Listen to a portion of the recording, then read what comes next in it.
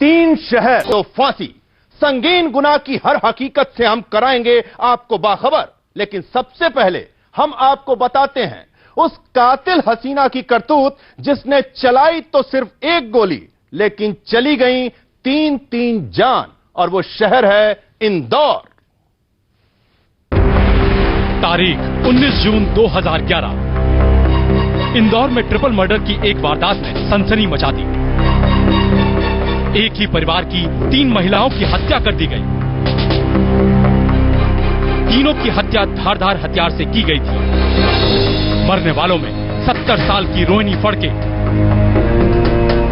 उनकी बेटी मेघा देशपांडे और मेघा की बेटी अश्लेषा है।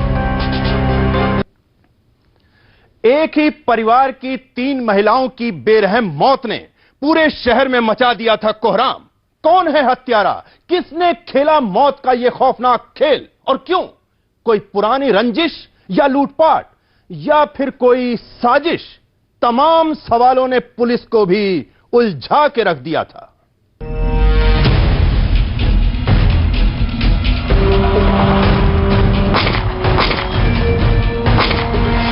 दिन रविवार। इंदौर के पौष इलाके श्रीनगर कॉलोनी में एक ही परिवार की 3 महिलाओं की हत्या की खबर ने पूरे शहर में सनसनी मचा दी। मकान नंबर 24 की पहली मंजिल पर हुए इस हत्याकांड की खबर सुनते ही लोगों की भीड़ जमा हो गई। तीनों महिलाएं घर में अकेली थी। ये घर निलंजन देशपांडे नाम के एक बैंक मैनेजर का है और ये लोग 1 हफ्ता पहले ही इस घर में शिफ्ट हुए थे। वारदात के वक्त निलंजन घर पर नहीं थी और मरने वालों में इनकी सास, पत्नी और बेटी शामिल थी। तीनों महिलाओं की लाश एक ही कमरे में पड़ी मिली। तफ्तीश में पता चला कि तीनों की हत्या किसी धारदार हथियार से की गई। हालांकि मौके पर पड़ी 3 में से एक लाश के सिर में गोली के भी निशान मिले थे। हत्या के तरीके से पुलिस का पक्का अनुमान था कि वारदात को किसी प्रोफेशनल किलर ने अंजाम दिया है। हत्या का खुलासा उस वक्त हुआ जब उनके कमरे के पीछे रहने वाली एक महिला ने शाम के तकरीबन 5:30 बजे कमरे के बाहर खून से सने पैरों के निशान देखे। हम लोग चले गए, हम लोग गए थे 7:45 बजे के लिए। इनकी माने तो कमरे का दरवाजा बाहर से बंद था। खिड़की से झांकने पर अंदर खून ही खून नजर आ रहा था, जिसके बाद पुलिस को हत्या के बारे में सूचना दी। लाश को पोस्टमार्टम के लिए भेजने के बाद तमाम थ्योरियों के मद्देनजर पुलिस हत्यारों का सुराग लगाने में जुटी थी। पुलिस लूट के नजरिए से भी इस मामले की जांच कर रही थी, क्योंकि मौके पर एक अलमारी खुली मिली थी जिसमें रखी ज्वेलरी भी गायब थी। तो क्या वारदात लूटपाट की खातिर अंजाम दी गई थी? लेकिन महज चंद दौलत की खातिर 3 औरतों को मौत की सौगात देने के पीछे की यह वजह किसी के गले नहीं उतर रही थी। जाहिर है पुलिस को भी किसी साजिश की बू आ रही थी, लेकिन मौके पर मिले खाली कारतूस की मदद से पुलिस जब हत्यारों को बेनकाब किया तो हर किसी के होश फाख्ता हो गए। जरा आप भी देखिए।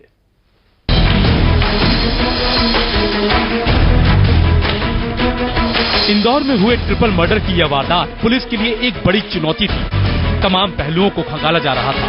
पोस्टमार्टम रिपोर्ट आने के बाद पुलिस को यह पता चला कि मेघा देशपांडे के सिर में एक गोली भी लगी थी, जबकि वारदात के बाद मौके पर आई फॉरेंसिक टीम को वहां 2 खाली कारतूस पड़े मिले थे। आखिर कहां गई दूसरी गोली? इस सवाल ने पुलिस को भी परेशान कर दिया। 2 खोखे खाली मिले, 1 गोली केवल भेजे में लगी हुई मिली। तो यही शुरू से एक वो था कि शक था कि दूसरी गोली कहां गई है, क्योंकि मौके की सर्च करते हुए दूसरी गोली नहीं मिली थी। 2 खाली खोखे, 1 जिंदा कारतूस मिला था। सुराग हाथ लगते ही पुलिस को मामला समझते देर नहीं लगी, लेकिन जो सबसे हैरान करने वाली बात सामने आई वो ये कि इस हत्याकांड का मास्टरमाइंड नेहा नाम की एक लड़की है। पुलिस ने न सिर्फ हत्याकांड में शामिल तीनों आरोपियों को गिरफ्तार कर लिया, बल्कि पुलिस ने इनके पास से घर से लूटी गई ज्वेलरी भी बरामद कर ली।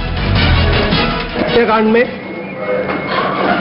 3 आरोपी थे और मर्डर जो है ये मर्डर फॉर गेन है।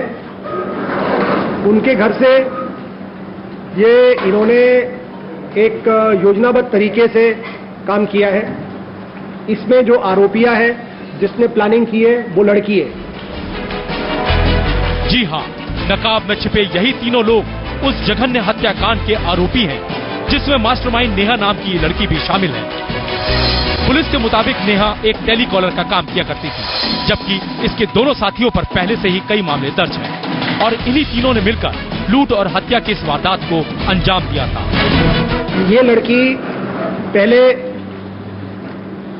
एक प्राइवेट कंपनी में टेलीफोन से जो चीजें सेल करते हैं उसके रूप में कार्य करती थी।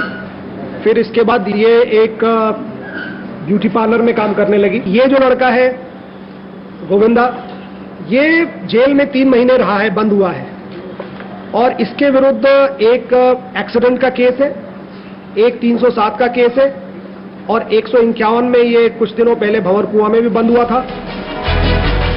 पुलिस की माने तो वारदात वाले दिन ये लोग पूरी प्लानिंग के साथ वहां गए थे। घटना के दिन ये लोग ने शराब पी है लड़कों ने, और ये लड़की के साथ ये लोग चले हैं। लड़की अपनी स्कूटी में आई है, लड़के चोरी की मोटरसाइकिल थी इनके पास, जिससे ये लोग चले और उसको टेलीफोन किया था उन्होंने, मृतका को, और टेलीफोन करके ये कहा था कि मैं आपसे उस दिन मुलाकात हुई थी, मैं आपके पास आई थी, मैं आपके प्रोडक्ट्स के बारे में और जानना चाहती हूँ और आपकी मेंबरशिप भी लेना चाहती हूँ। और वो वहां से उनके घर में दाखिल हुई बिना रेसिस्टेंस के। घुसते ही ये लोग, उसकी माँ उठ के आई थी दरवाजा खोलने। वहां जब उसने देखा कि 2 साथ में लड़के हैं, तो इससे पहले थोड़ी सी रेसिस्टेंस होती, उसने गोली मार दी सिर में।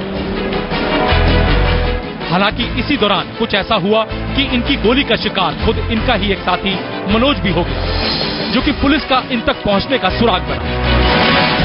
पिस्टल से सिर पे पहले फायर हुआ है, उसके बाद दूसरा जब फायर हुआ है तो वो उसके पैर में लगा है, ये अक्यूज के, राहुल के, और उसका मैंने बताया इलाज कराया उन्होंने। फिर उसके बाद इलाज कराने के बाद अपने एक प्राइवेट पहले इलाज कराया, फिर बाद में उन्होंने हॉस्पिटल में जाके बताया कि हमको किसी ने गोली मारी है। बहरहाल एक ही परिवार की 3 महिलाओं की हत्या के इस मामले को पुलिस ने सुलझा लिया है और अब तीनों ही आरोपी न्यायिक हिरासत में हैं, जिसे मुकम्मल सजा देने का जिम्मा अब अदालत का है। दीपक छाबड़ा, P7 न्यूज, इंदौर। वाकई इंदौर पुलिस के लिए यह एक बड़ी कामयाबी है, साथ ही उस कातिल हसीना की हकीकत बेहद ही खौफनाक। अभी लेते हैं एक ब्रेक, लेकिन कहीं मत जाइएगा। ब्रेक के बाद हम आपको दिखाएंगे नाकाम इश्क के खौफनाक अंजाम की सनसनीखेज दास्तां।